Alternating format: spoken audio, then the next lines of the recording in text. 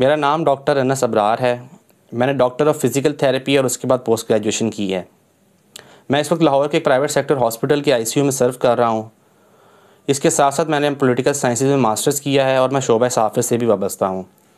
अपने तालिब इल्मी के ज़माने से ही मैंने डिफरेंट प्लेटफॉर्म्स और डिफरेंट मैगज़ीन्स में लिखना शुरू किया और मैंने हमेशा उन मौज़ूआत के बारे में बात की है कि जिनके बारे में एक आम आदमी बात करते हुए या शर्माता है या घबराता है।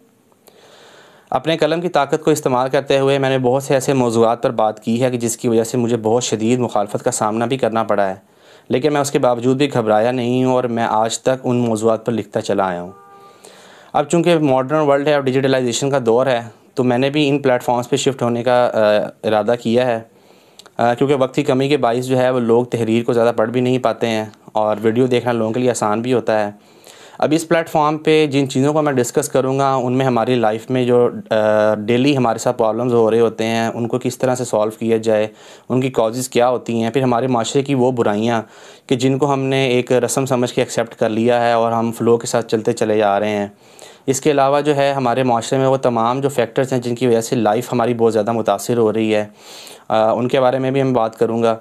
और इसके अलावा मेडिकल हेल्थ से रिलेटेड भी जो कुछ क्वेरीज़ होंगी या कुछ प्रॉब्लम्स ऐसी होंगे कि जो एक आम आदमी के लिए ज़रूरी होते हैं, उसके बारे में भी थोड़ी बहुत बात करेंगे।